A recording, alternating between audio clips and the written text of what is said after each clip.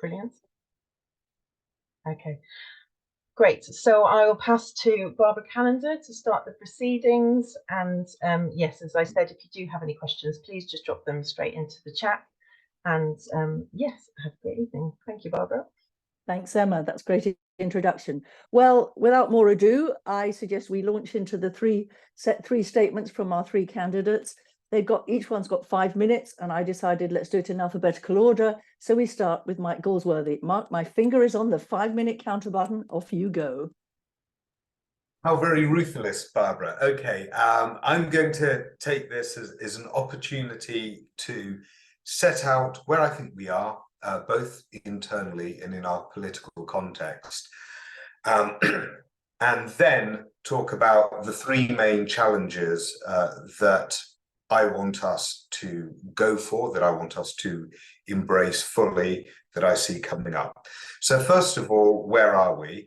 Internally, I would say we're now at a point of really good stability, which has been my priority since coming in, particularly since we knew during the last hustings that Anna was going to leave.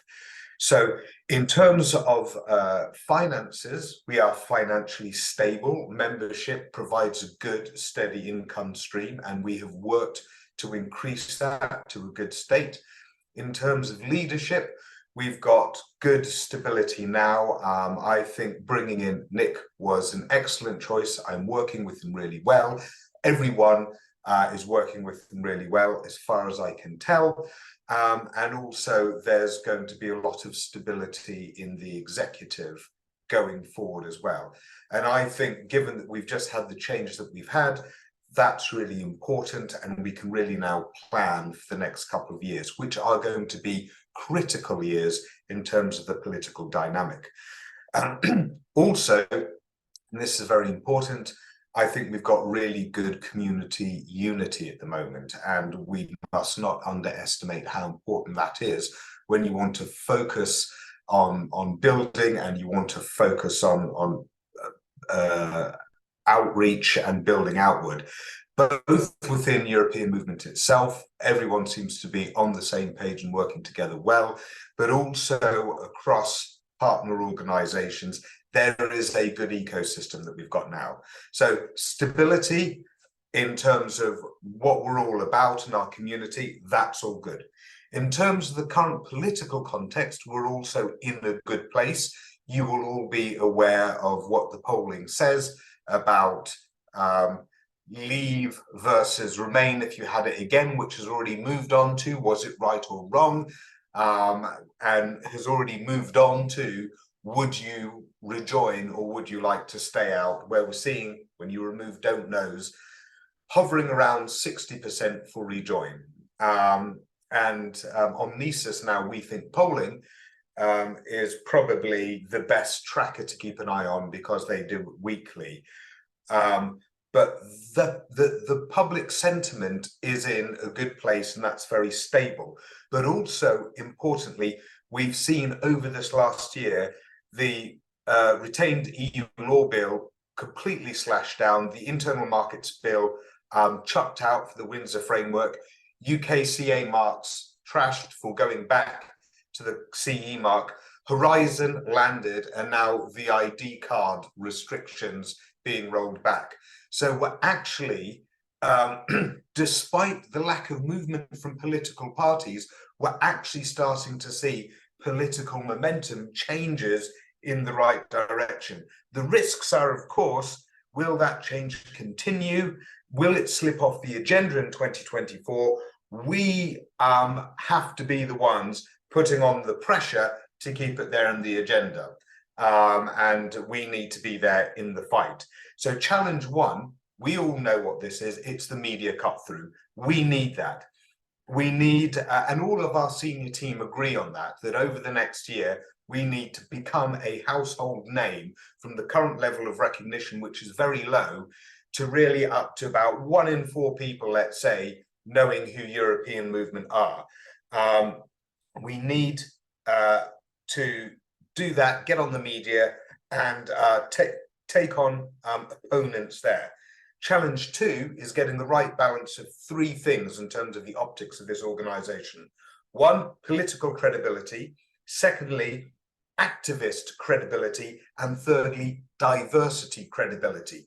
We need those 3 things, and we can't slip up on any one of those. And then finally, the third challenge that we really need to take on is building up all the dimensions that the army needs. The size, the policy Bible, the campaigning library, affiliated societies, funds, politicians on board, YEM, Wales for Europe, EMIS, all in strong places, and very importantly, investing very actively in local groups so that their own campaigning forces. Those are my 3 challenges that I'm going for. I know it's 5 minutes and stop. Thank you. Well done, Mike. You know, pretty well typed. Thank you. That was really clear. I'm sure that will have prompted quite a few questions from people, but let's go straight to Molly Scott Cato, who, as you know, is vying with Richard Wilson for as to who is going to be elected as senior vice chair. Don't ask me why we have a senior vice chair and a junior one. We just do. It's the Constitution. Over to you, Molly. Thank you. I don't understand either, and I hope it's not just that I'm older than Richard, although I'm sure I am. I think Richard and I have been working very well together this year, and we actually have complementary skills. So I'm glad we'll both be elected.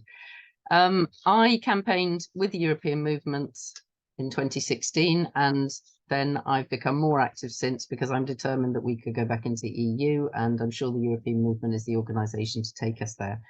I was elected to this role of senior vice chair in 2021, and my intentions have always been to focus on 2 things. One is communications, and the other one is building relationships with the other EU capitals who will make the decision about when and whether we can rejoin.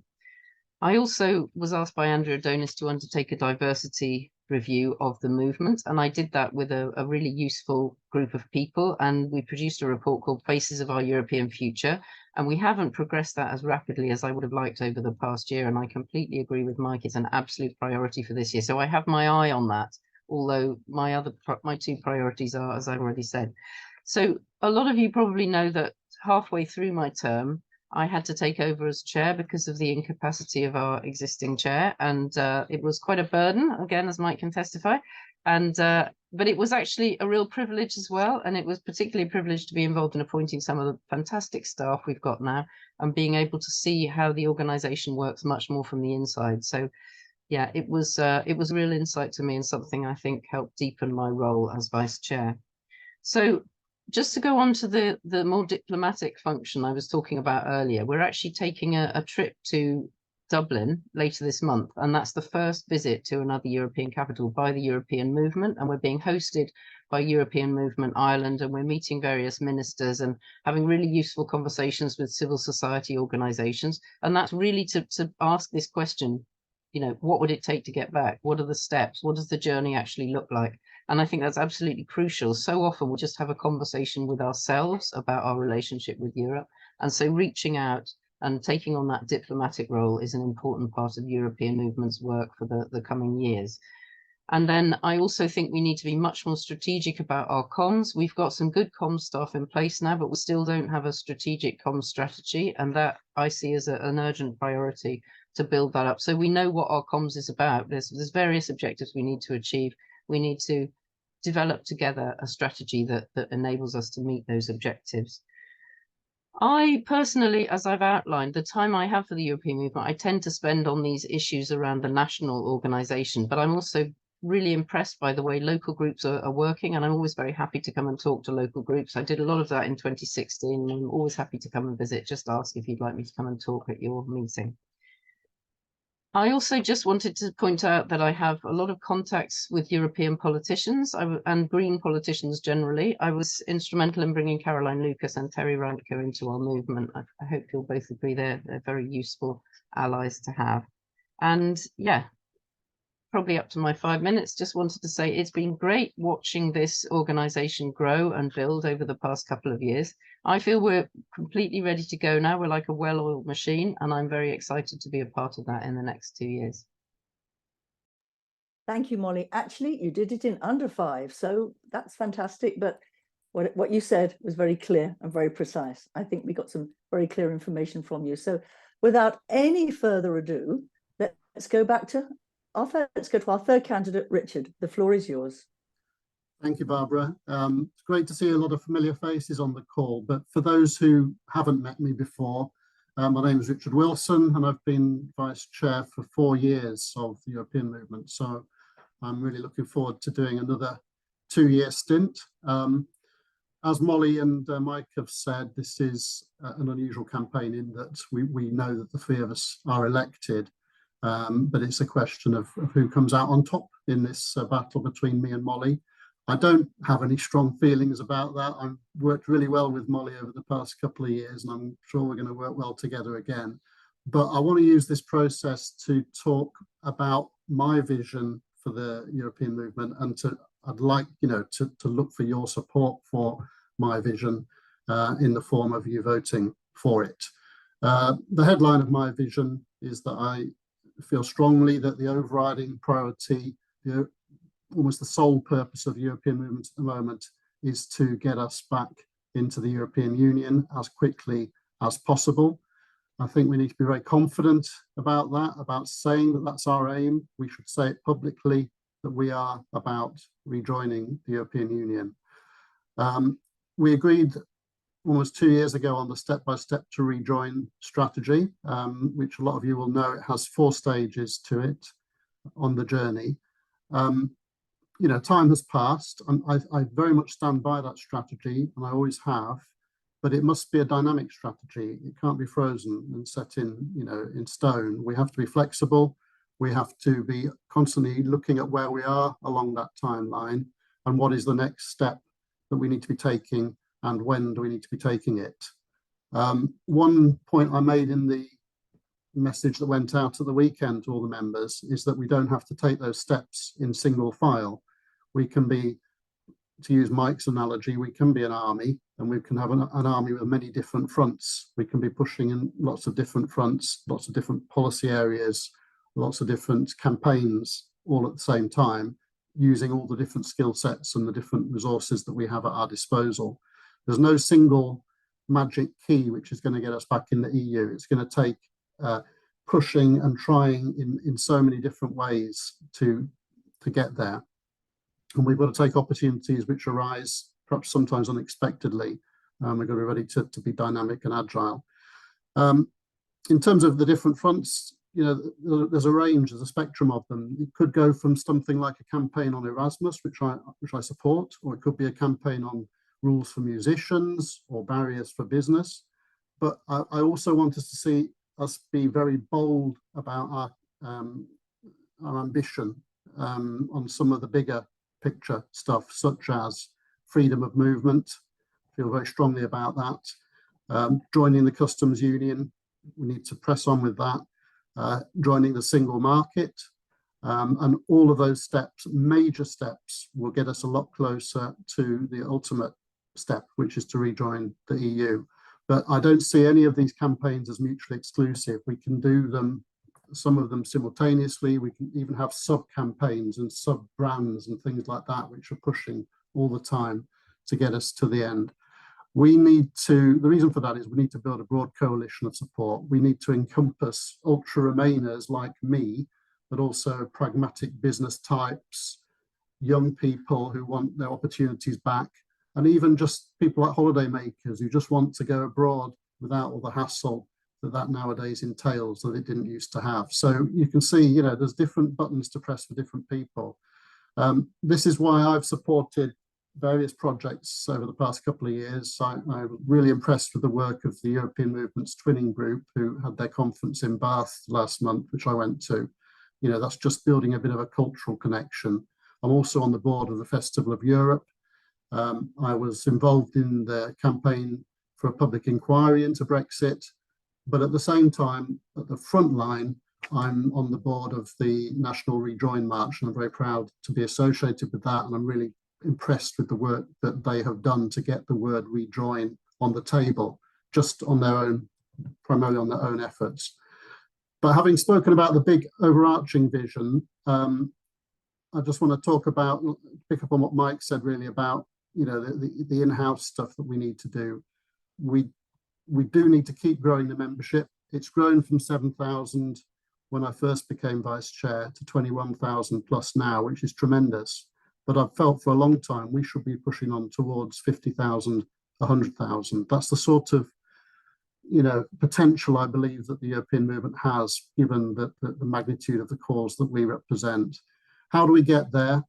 We do it through Richard, leadership. can you close this now, because you are just Okay. over 5 and we want All plenty, right. and the questions are coming in. Sorry. Okay. Well, I Thank just want to say, how do we get there? It's inspiring leadership, and that's going to come from Mike, me, Molly, our vice presidents, our president, our staff, our members, all of us. We need to lead this movement and inspire in an exciting way and get people to join us. Well, thank all 3 of you. That was very clear and concise. And I think we've heard a lot of very inspiring and empowering messages, you know, from our 3 candidates. So I'm looking at the questions now, and I'm going to more or less take them in the order they've come. So the first question is specifically for Mike, which makes it easy. It's from Anna Berrier. Has becoming the chair of European Movement changed your perception of the way forward? In a way, yes. And that is, in terms of the political route and what I think needs to be done, it's largely the same. But I also am seeing European movement as the vehicle for it, predominantly. And so part of the way forward is thinking a lot about the health of European movement as an organization and the empowerment of European movement and everything that it connects with as an organization. So that's kind of to infinity and beyond, to rejoin and beyond. I'm thinking a lot about how we structure it for the long term. So that's the added element that's come into my thinking quite a lot. Thanks, Mike. I'm going to go straight on to the next question. It's not, I think, you know, you could all have a stab at this one. It's from Gay Darlington Shaw. How do each of you intend to increase the diversity within the movement? What do you think are the key issues, for lack of a better word, that we are facing in this respect? And how do we overcome those issues? Molly. Thanks very much, Barbara. I did see that question was there. I'm a bit of a girly swat, which you probably know if you know anything about me. So I've actually opened up the diversity report. I see there's about 25 recommendations there. So I won't go through them all, but I'll highlight some of the good ones. But I think the first thing to say is one aspect of diversity we mustn't forget is party political diversity. And to me, it's a priority to make sure we have more members joining who would have been conservative. I'm not saying there might still be Conservative Party members, but you know, we've definitely become dominated by the parties of the left, and I think we do need to reach out. And I know that's again a priority for all of us because we do need to represent everybody in the country. So we need to make sure we've got Conservative voters in membership as well as people who vote for other parties. So just to say, we put our recommendations in 3 blocks: outreach, training, and support. Under outreach, we suggested building 4 Europe groups amongst specific groups who are underrepresented in European movement. So, for example, SMEs for Europe, Muslims for Europe, and so on. We also suggested support by enabling people to become involved who might face barriers. So, for example, organising creche at the AGM, travel bursaries, and so on. Hold an annual event that brings together all the organisations in the ecosystem of pro-European organisations that Mike was talking about. Training, prepare how-to guides on diversity and inclusion for local branches and affiliates, and particularly commit to training people who might, again, face barriers to joining or need particular skills to join, because I think there's a big class barrier to getting involved in organisations like ours. People don't have access to our sort of even the way we might organise a meeting or have a conversation, have a discussion about politics. So that was very important in our list of how to offer support. My favourite one was establishing a Rising Stars programme to seek out and develop people in our movement who we think would bring particular value to the organisation, whether they're young people or people in underrepresented groups. I'll just do 2 more because I'm running out of time and also snapping up the whole turf here.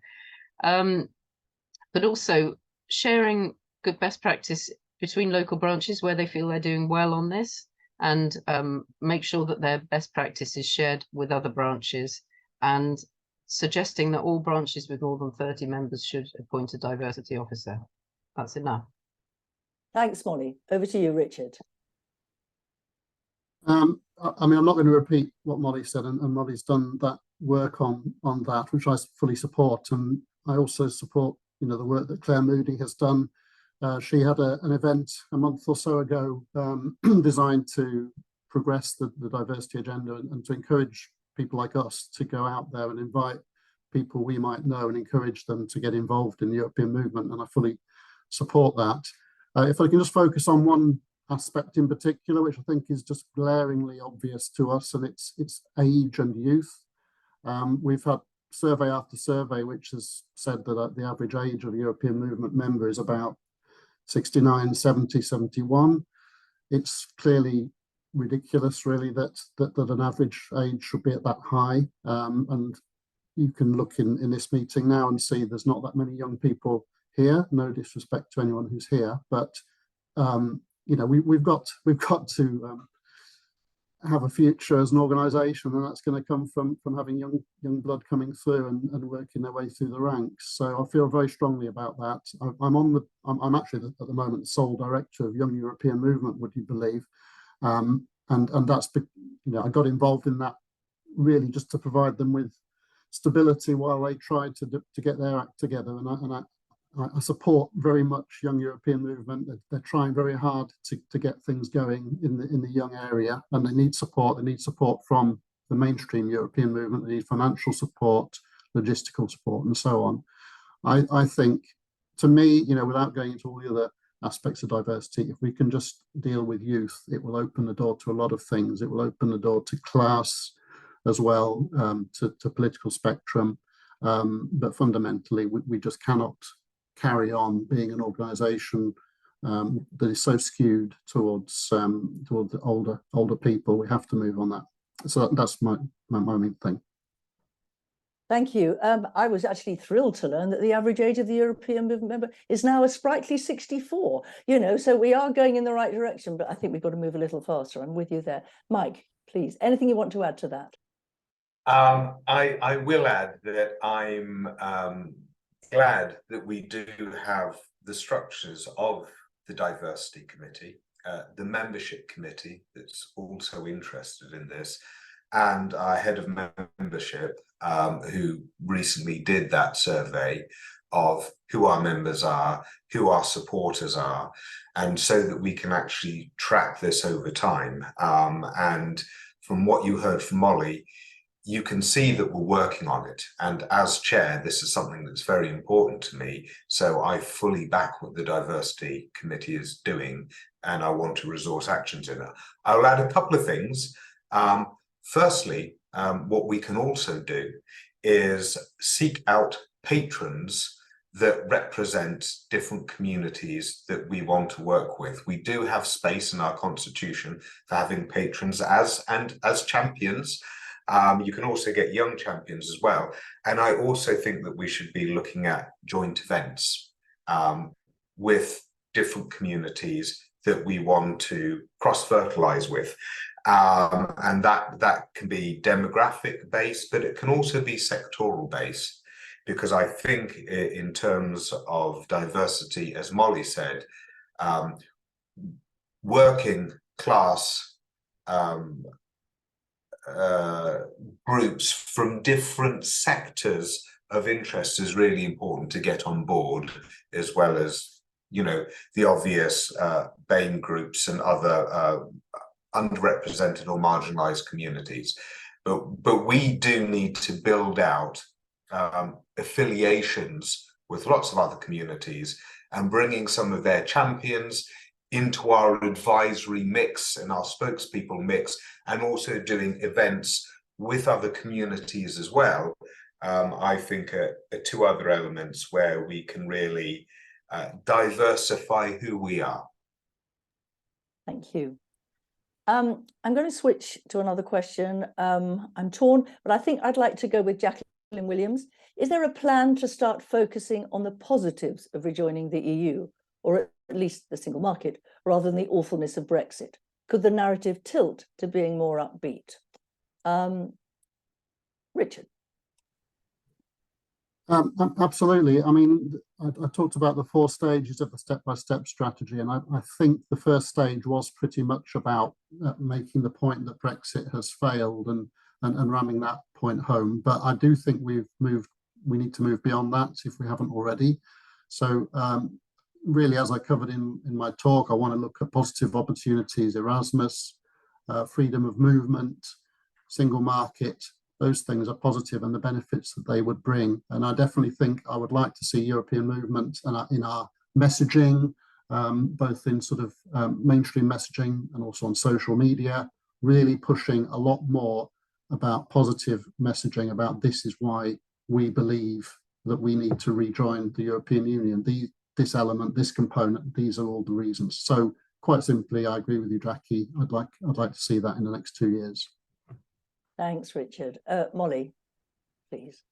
The whole debate has, oh, I'm going to sound like Keir Starmer now. No, I'm not. But the Brexit thing is in the past now. You know, we have left. Not all of us think that was a good idea, and some of us want to join the EU again or to rejoin. But the point is that debate is very much in flux at the moment. But I think we have already, in a sense, moved on from that. We're not really, as the European movement, focusing so much on everything that Brexit is doing to damage us now. But I think it is important that we look at what we're missing out on because we're not EU members. So obviously, of particular importance to me is the Green New Deal, and that is parallel to the Inflation Reduction Act in the US, and it's stimulating the green economy, and both those huge global players are moving through the green transition as a result of those big government stimulus programs. And we've got nothing. We're just reopening our oil fields. So I think drawing that comparison between, you know, the real progress and important opportunities that are available to EU members that we don't have in this country, I think that's really important. I also think it's important to point to the very good European laws that we're losing. So the Water Framework Directive, for example, has protected our waterways. We were the dirty man of Europe. Surprise, surprise, we're now going back to being the dirty man of Europe. So, you know, I think those sort of comparisons are useful as well. We'd be better protected if we were an EU member. And more generally, I think it's important to look at what's happened to this country since we left, because to me, Europe has always been about peace, democracy, and freedom. And, you know, you can just see how they essentially, the Leave campaigners had to trash our democracy in order to succeed in winning the referendum. And we've seen how our democracy's declined since we left. You know, we've seen a rise of populism, and I think it's important that we point to the way other European democracies just work better and other European countries just work better. I know there are counterexamples out there, but to me, this idea of becoming a modern country and rethinking what we are and learning about what it would mean to play our part in Europe, to me, that's so important, because we don't just want to go back and be a sort of naysayer and a doom monger and a country of people who are incredibly badly informed about Europe. So part of our journey back is about sharing the good news about Europe and the not so good news, but making sure that we're actually part of understanding how the EU works, not just a sort of reluctant member. Thank you, Molly. Mike, what would you like to add to that, please? Sharing the good news, very, very gospel and Christmassy. But yes, absolutely. In terms of Brexit, we've already got the media putting the boot into Brexit. It happens all over the place. And it doesn't need us to be doing the same thing, but someone needs to be setting out the messages of hope and the positive vision. And that's not going to easily come from the media. It should come from us. That is our flame. That is what we really, really need to bring to this. The excitement. We're now campaigning for something. So we need to set out the vision of what we are campaigning for, what our country would look like if we were to get back in and, as Molly just said, fully embrace it. So absolutely, that is what we need to pick up. That's what we need to be championing. And from the recent survey, that's what a lot of the members think we're already starting to do well. I think we can go much, much further, though. I sincerely hope so. Now we have a question from Kenneth MacArthur. do the candidates think we should be aiming to join the single market first before the EU? And the aside is accepting the lack of vote on legislation. If so, should we have a specific communication strategy around that? And Kenneth says, I think we should, as rejoining the single market would be the biggest single thing we could do to get firmly back into the EU's orbit, see Norway. Who'd like to start with that one? Well, Richard and I are going to disagree. So you've got a good question here, Kenneth, because you're going to split the candidates.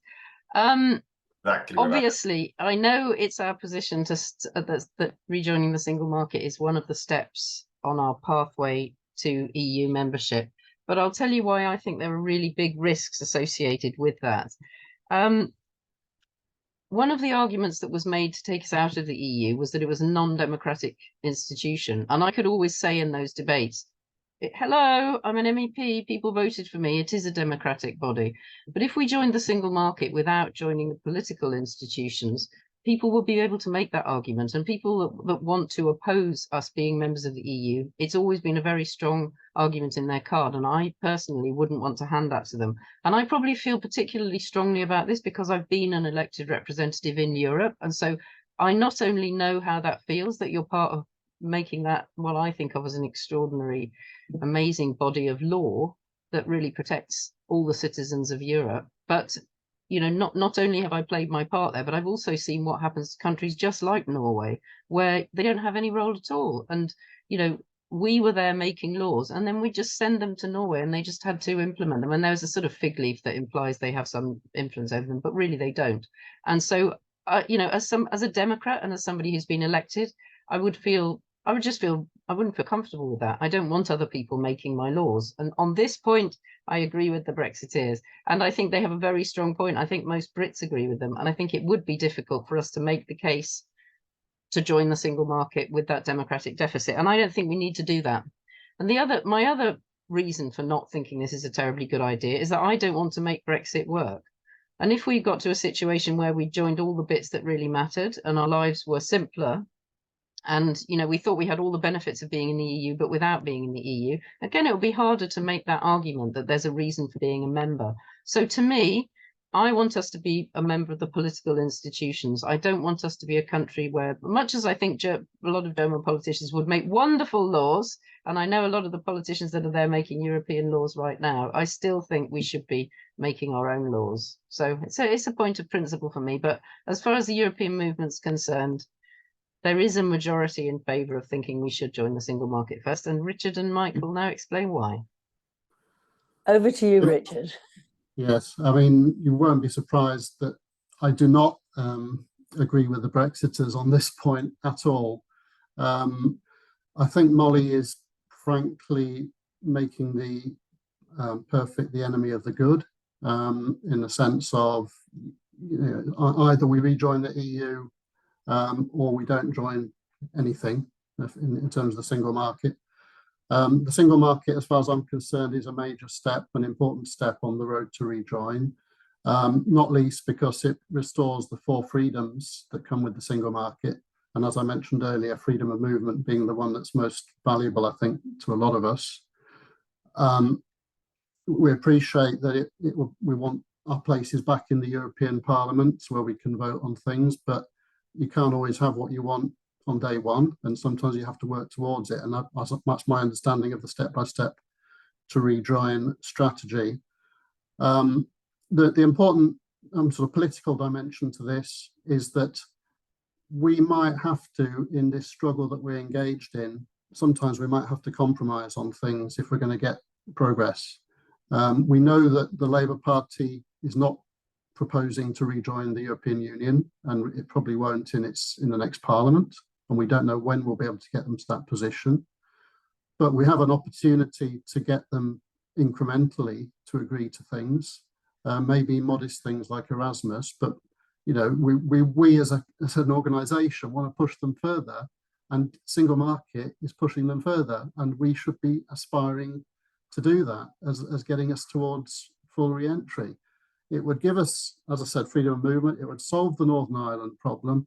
It would get the business moving again and restore our GDP. If people object to the fact that we don't have a say as much as we used to have because we're taking rules, but we're not making rules. Well, the obvious answer to that is then let's go the final step and let's rejoin the EU and solve that problem. But it ties in precisely with step by step to rejoin, and that's why I profoundly disagree with Molly that that this should not be a major plank of our strategy, and I stand by that. Thank you. Mike. Right. How do I approach this in my best diplomatic capacity? But I mean, essentially, I see both arguments. Of course I do. There is the danger of getting stuck midstream in crossing from the bank we're on back to the bank that we want to be for the reasons that Molly articulated. And you can see that that happened with Norway and Switzerland. But there is also the case that if we can get to there, then the fact that we're so much larger and there is a lot of interest in the country in having a political say, it could be a catalyst to grab early to help bounce you to the next step rather than trying it all in one go. I am open-minded about this. We should, of course, be singing up the values of the single market because it's integral to where we want to go. But at the end of the day, I think of this more like a chess game. We want to get back in the EU. So it is checkmate that is our mission. Now, it may be the case that taking the Queen is absolutely the best way to neutralize opposition, and then you can get at the king that way. Or maybe you see an opportunity to get a checkmate all in one go, and you don't need to focus on trying to take out the Queen. We have to be flexible in our approach going forward as we see the territory shape up before us.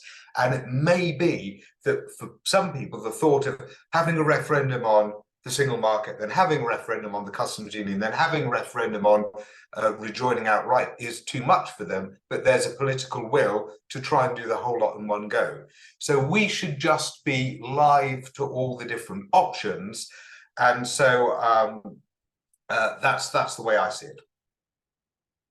Thank you. So I'm going to shift the tone of the discussion. I'm going to pick up Yvonne's question. How do you, well, and this says to both, so therefore this is obviously just for Molly and Richard. How do you think EM can support our local groups? So a very different question from what sort of things we've had so far. Thank you. Molly.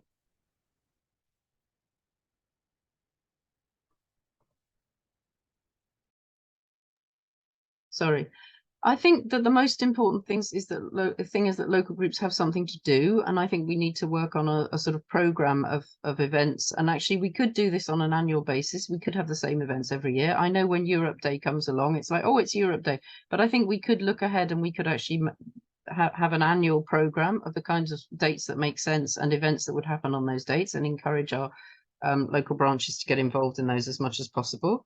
I think we also need to provide materials and materials that support specific campaigns. So we have been doing that, but I think sometimes when we design campaigns at the national level, we don't necessarily think about how they're going to be relevant to local groups. And that's something obviously we could work with you, Yvonne. I mean, much better that comes from you really, because you have much better contact with the local branches.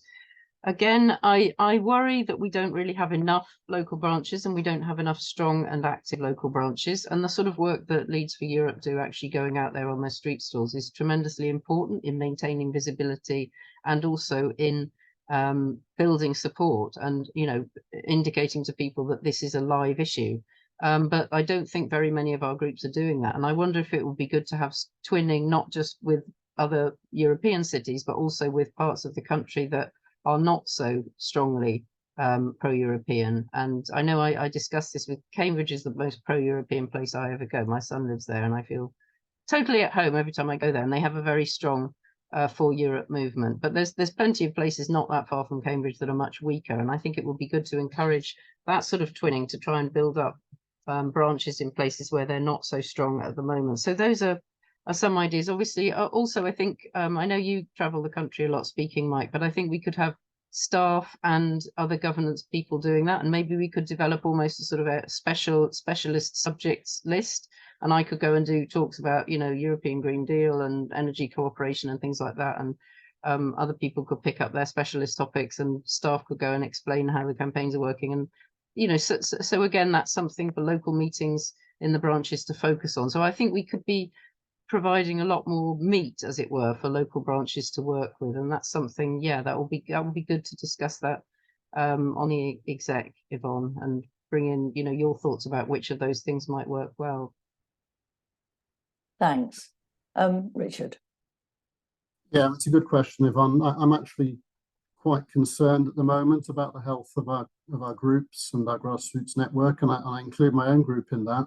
It's hard. We haven't really had any new blood coming into the groups for quite some time. We're relying on the old existing members of the team to keep things ticking over and to keep hanging on. And I know that a number of groups have basically become moribund over the past 2 or 3 years, partly because of COVID, but in general, people have moved on to other things. And the main concern is we haven't had new people coming in. So I think it's extremely important that the European movement nationally does something about this.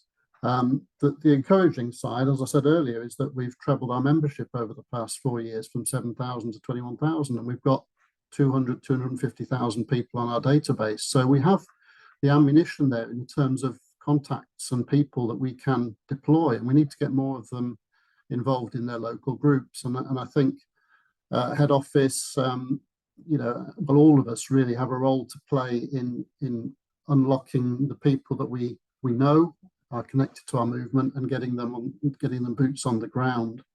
They need resources, need support from people like I think Molly just said, get the staff team going out into the regions and organising events in a particular area where we want to start a new branch, bring a guest speaker like Mike or one of the vice presidents down to get an exciting event and just see if we can spark something that way.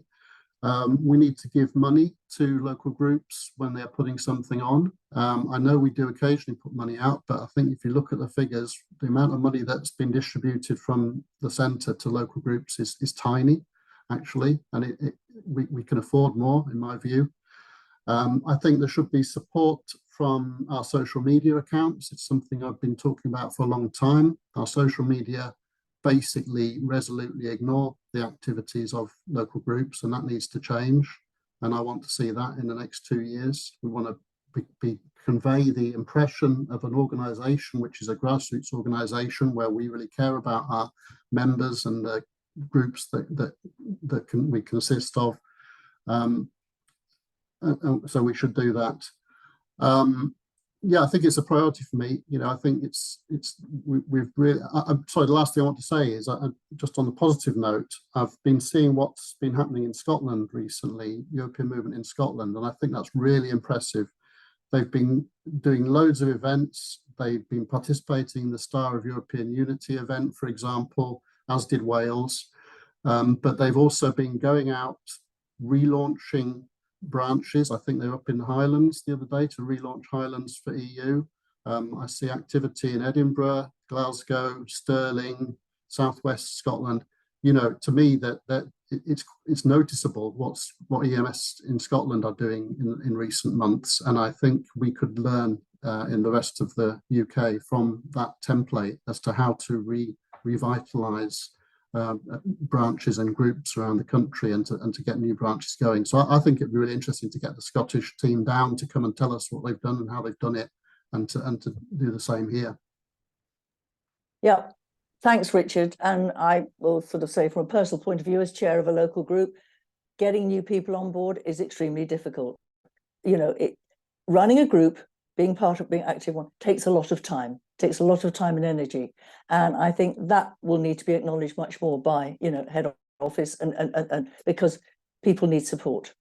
They want to help, they don't quite know what to do, and we need more of that. Let's switch now. Okay, so Simon Lord's, we've got a question. There are many questions within Simon's question. I'll read it out. It says to both candidates: how frequent will annual marches be over the next 5 years? What kind of and how many local events can we expect for Rejoin? How do you think EM policy might change after the next election? What relations will EM have with the mainstream UK parties? Will it actively try and court their support? I mean, some of these are asking the same thing in different ways, and how. And then here's a specific suggestion. How about a campaign to rejoin Creative Europe, which provides funding for emerging filmmakers, which of course is very limited in the UK at present? So this was actually to both of you. So let's go back to Molly and pick up any one of those. Do you want to give Richard the chance to answer that first, just because I feel I've covered a lot of turf by the time he gets a chance to speak? Yeah, that's fine. I'll do that. In terms of the marches, I mean, the recent marches have been annual, and they've been organised by a National Rejoin March, and I believe they anticipate continuing them annually. And as far as I'm concerned, you know, in that regard, if it isn't broken, don't fix it. In the sense that they're doing a really good job, I think. And I'm on the board, so I would say that. But you know, Peter Court and the team are doing a really good job putting on these marches, and we should support them. And the only thing I would say about that is I'd like European movement to be more actively supporting next year and the year after. We supported them a little bit this year and last year, but I think we could do more to help them, because they, you know, they're doing it off their own bat, and it's hard, and we have a lot of power that we can deploy, and I'd like us to do that. It also mentioned in the question local events, and yes, absolutely, it doesn't have to all be focused on one national event. There's a day for rejoin at the end of March next year, which is designed to be local events, and it's one way of getting the branches active and alive again when you put when they put things on, and when you give them a target to put things on. And again, the assistance of European movement, money, staff, data, and so on can make that work better, and we should do that because it is a way of fueling the health of our movement. Do you want me to take all the others, or am I going to take up too much time? There's quite a lot of questions in there. You know, what relationship do we have with the mainstream UK parties? Well, it's difficult as we lead up to the election. They're not particularly wanting to be too brave in terms of what they say, possibly with the exception of the Green Party, which me and Molly are both members of, so we would say that. But, you know, the Labour Party, we're not getting much out of them at the moment, and I think we're probably going to have to accept that's going to be the way it is on the whole, but that doesn't mean we can't work behind the scenes to have a good relationship, and certainly after the election we need to try and push that forward.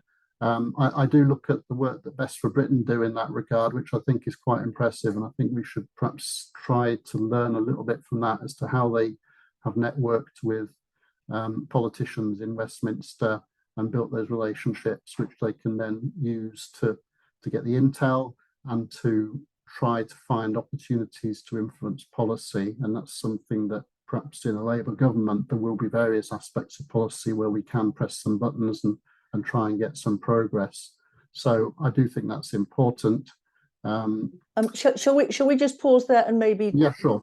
Molly, do you want to pick up on a couple of the other points raised in this? Yeah, I'll say something about marches first, Barbara, because I think the thing is, our aim is to become members of the European Union. So I think my question around marches is, are the marches helping us advance that aim? I mean, we go and they're really good for building our movement internally. I think they work really well like that, but I'm not sure to what extent they help us convince more people to join our movement. And I think we need to make sure that instead of being nostalgic events for people who were Remainers in 2016, they need to become celebrations of Europe and much more forward looking, I think. And also I would suggest that we have one a year, and it's on a meaningful day and the same day. So maybe Europe Day, but, you know, so that it becomes an annual fixed event. And each year it needs to feel like we're making progress, right? So this year there were no parliamentarians speaking.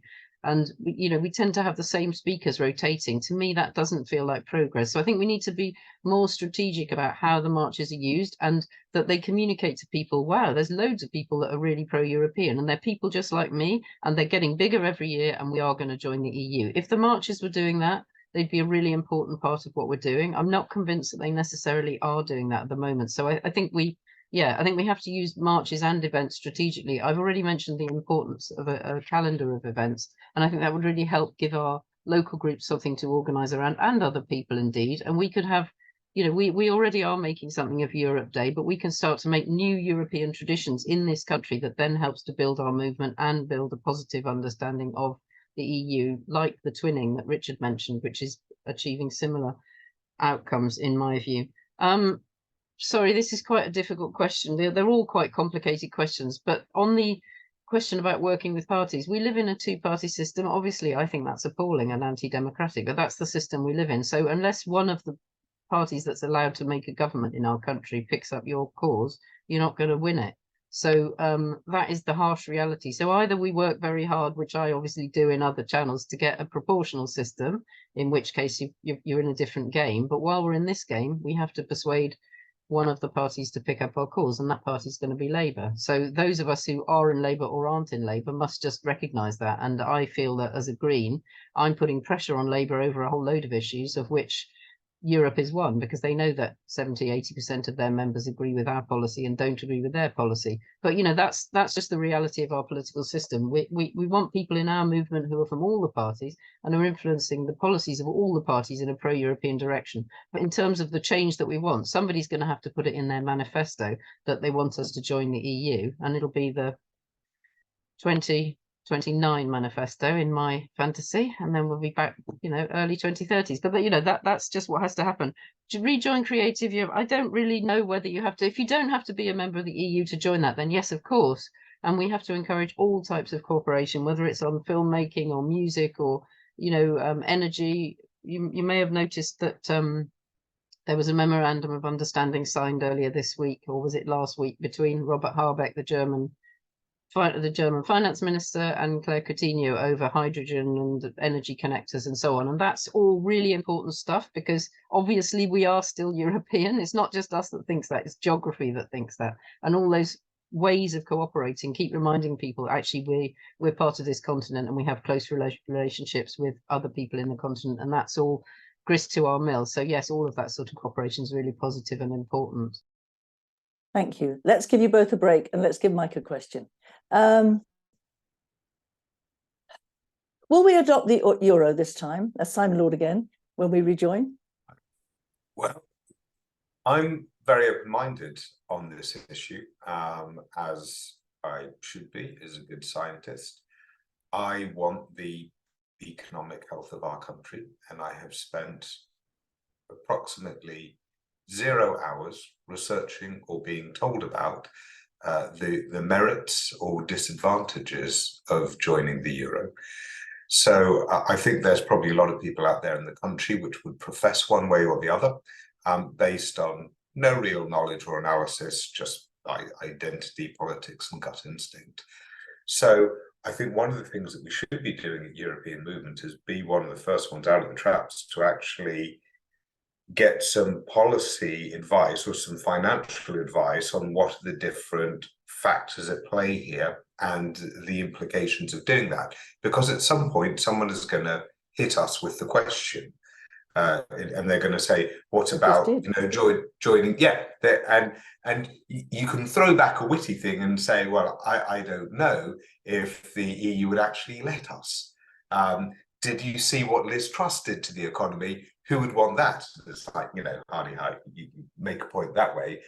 But I think that's something actually missing in our, I said before, policy Bible. That's something missing from our policy Bible that we need to develop and have well prepped well ahead of time. Thanks. Molly, you have something to say on this? I probably should say something on this, because I used to sit on the Finance and Monetary and Banking Committee of the European Parliament, so we oversaw the central bank and the way the euro operated and so on. But I'm not a great fan of the euro, and I'll tell you why. As a national government, having control of your currency is tremendously important. It's a part of the power you have to invest in your economy.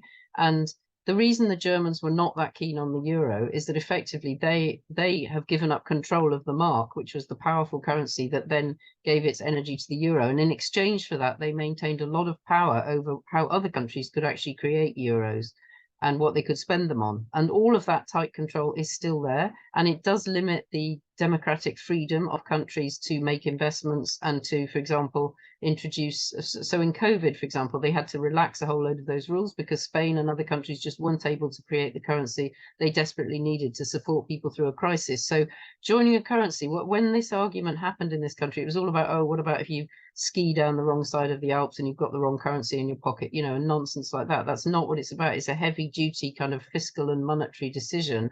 And all economists oppose joining the euro because they're all control freaks like me, and they wanted to keep control of our national economy. If it was a price now and we had to take the euro to join, I would have a very tough decision. But I can tell you what we should be saying, and that's that we should democratize the way the euro works so that it isn't under bankers' control, it's much more under political control. And then I'd feel a lot more comfortable about joining. But I don't think it will be a condition, because if you look at what's happening in Sweden, is always given as the classic example where, yes, they had to sign up and say they joined the euro, but everybody knows they have no intention of doing that. And we might have to sign something similarly, but I don't think we'd have to follow through on it. And I don't think they'd make us either. Thanks, Molly. Time is moving on. I wanted to have one more question, then, but a wrap up. But Richard, if there's something specific you want to say to the on the euro, I certainly don't want to deny your voice. Thank you. We'll just disagree with Molly again. I mean, the Bank of England isn't democratically controlled, as far as I'm aware, any more than the European Central Bank is. If the euro was as flawed as Molly portrays, I'm not sure how it would have survived 25 years and have new countries joining. I think some joined earlier this year. So as far as I'm concerned, the euro has been a successful project, and I think we should be not on the back foot about this. And if we get to the point of talking about rejoining the EU, we need to be careful not to be on the back foot, because it could be an Achilles heel if we start to quibble about, oh no, we're not sure about that, or we're going to go in and we're going to pretend we're going to sign up to join the euro, but we're not going to actually go through with it. That's dangerous for us politically, and I don't agree with it. We need to be prepared to be positive throughout about why we want to join the European Union and how we're going to embrace being part of the European Union next time better than we did last time. So I disagree. I mean, to be honest, it's not a question we have to confront openly now. It's definitely after rejoining, so it's a long way off, and we shouldn't be talking about it too much. It would be part of the negotiation, Richard. We'd have to sign up before we join. That's a long way off. I mean, that's a long way off. So I don't think it's a question for today or even for the next 5 years, frankly. But I do think we cannot afford, as we saw in the case of the Scottish independence referendum, they got themselves in an almighty mess by being unclear and defensive about the currency question, and we don't want to be putting ourselves in that position. So I think we need to be quite resilient and robust. What he said about the euro, about it being a failed project, about it being a disaster, we don't accept that, frankly, because it's just not true. So there we are. That's my position. Yep, a lot more discussion clearly to be had on that. I'm going to take the one last question, because again it takes us back to young people, and there's been a bit of a theme this evening about how we've got to get more young people on board. So from Adam Heathcote, this may be more of a statement than a question, but regarding young people, would it also be worth promoting the avenues that are still open to them regarding living and working in Europe, far reduced though they may be? This may also help to give young people a reason to join the movement, and in turn promote the future in rejoining the EU, in which those opportunities would be even further extended. Okay, Mike. And I actually replied to Adam there to say that we do bi-monthly now, since I came in, have a meeting with the European Parliamentary Liaison Office to the UK in Smith Square, London, and they have lots of programs going on. One relates to sort of youth opportunities to go and do events either in Brussels and the European Parliament itself, or with other youth events. And furthermore, they've also got an education program for schools. But I think in general, in order to build up young European movement, we can't expect them to be campaigners in the way that, you know, a settled person or retired person would be a campaigner. we really have to think about what investments we put into the youth that makes them sort of want to join and that opens up opportunities. So media training, exchanges, meetups, meeting influential people and networking. We got to think about the package that attracts them on board. And I think European Movement is more than a campaigning organization. It is a long-standing political institution, and we should be thinking about cultural exchanges and education as part of the package that we're offering and investing in. We should really be walking the walk. So yes to all of that. Thanks a lot. Richard.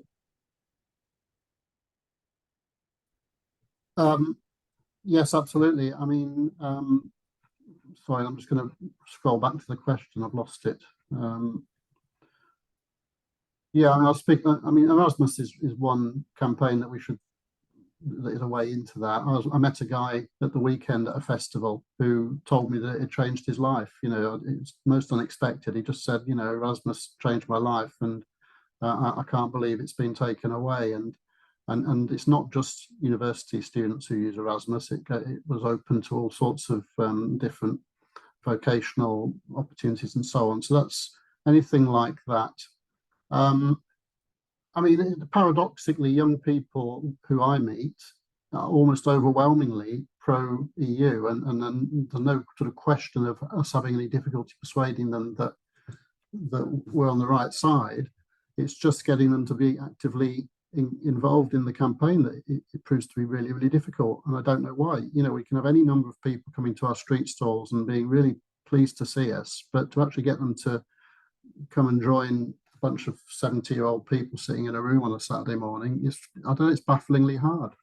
But we have to find a way. And yes, obviously touch the buttons that work for them. But I think they're aware. I do believe they're aware that living and working in Europe is a wonderful opportunity, and they would like to take advantage of it. And that they hardly need telling that. And yet, is that enough of a reason for them to come and join the European movement and get involved? I don't know. You maybe have to have a sub-campaign, probably associated with the Young European Movement, or possibly a single issue campaign, which is a kind of, you know, self-contained, own branded campaign. Maybe that's the way. Sorry. Thank you. Yep. And Molly, and then after Molly, then we will have, I'm going to ask each of you just to sum up in just a minute, and then we'll close. Molly, thank you.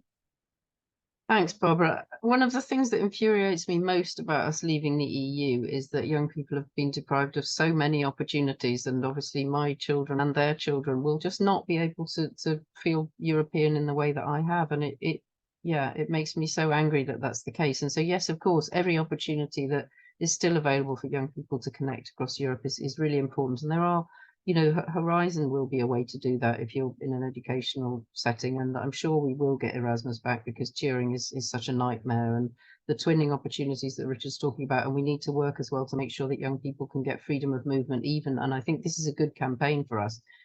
Obviously, we want freedom of movement for everybody, but freedom of movement for under 30s, that was on the table in the Brexit negotiations, and our government said, oh, no, thanks. And the reason they said no, thanks, is they don't want young Brits to feel like Europeans. They want them to head off to Hong Kong or some tax haven or something. Sorry, I'm getting too political now, but you know, we are Europeans, and young people are young Europeans, and so I think we should support all possible opportunities for them to travel, so that you know, we and they don't lose touch with our own continent. So yes to that, but also let's stress all these opportunities that have been lost as well, and remind people of that and try to bring them back, especially in the case of young people. I don't think that's a lost cause myself. And I was discussing this with Terry Ranko, and she said she thinks that's a very good thing to campaign for, and I agree, and that might bring young people into the movement as well. Thank you. Right, so we're coming to the end. It's been a very fruitful session, and an awful lot has been said, and there's an awful lot of things to think about. Richard, in a minute, can we have your final statement? All right, well, just to recap my main message, it's that we need to be crystal clear about our exciting and ambitious goal, which is to rejoin the European Union. That will inspire people to flock to us, or at least to migrate towards us. We need, therefore, through that method, to grow our membership well above the level that it is. We saw, when Mike joined as chair earlier this year, I'm going to butter him up now. He inspired people, and we got a couple of thousand new members from inspiration, from the excitement that came from that. So that's the way forward. We need to, as I've said earlier, support our branches. I don't want us to be a desktop campaign. I want us to be a campaign that exists throughout the towns and cities and communities of the UK. We need to be ready if we do get the chance to have a referendum in 5 or 10 years' time. We will need that army to exist in real life. So that's part of it. And as Mike said, and I fully support, we need to grow our profile. We need to be a household name. We need to be on mainstream media, broadcast, print media.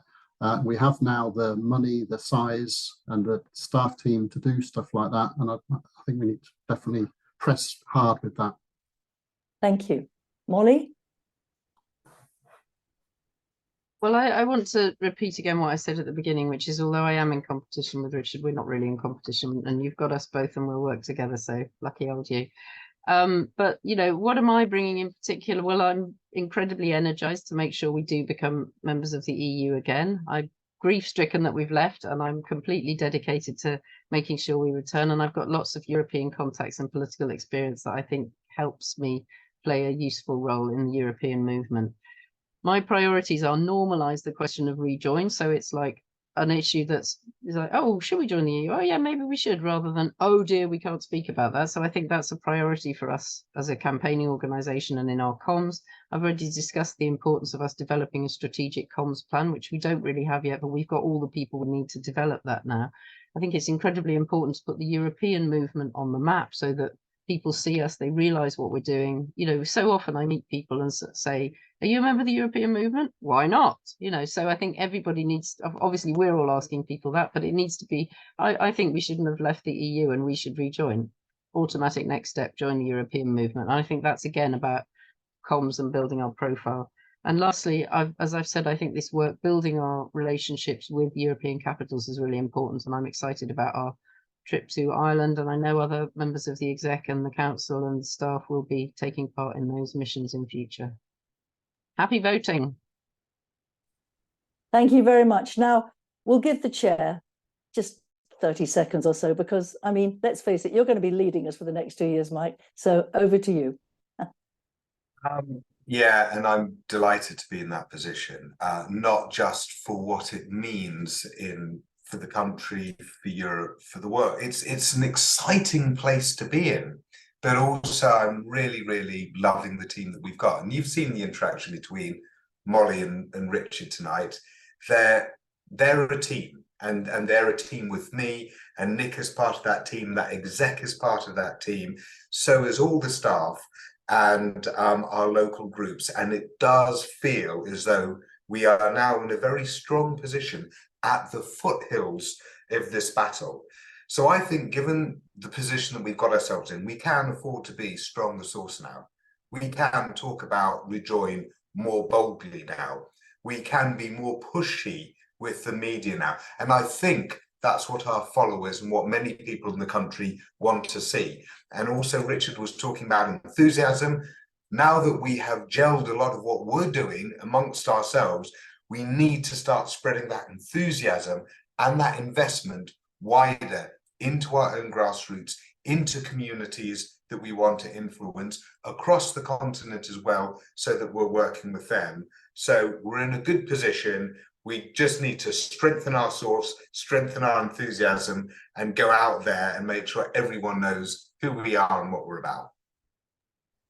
Well, that's a very nice note to end on. Thank you, Molly. Thank you, Richard. Thank you, Mike. And of course, thanks to Scott. Thanks to Emma for setting it up. All the people that we can't see who've just made this happen, as ever, seamlessly, fluidly. Thank you all. And thank you. And apologies to the people whose question didn't get posed. I tried to pick as broadly as I could, but I'm sorry if the burning question, but you can always email the people directly. Anyway, thank you, everybody. Thanks to you, for joining Barbara. us. Pleasure. Thank you, Barbara. Thank you, everyone. Bye-bye. Good night.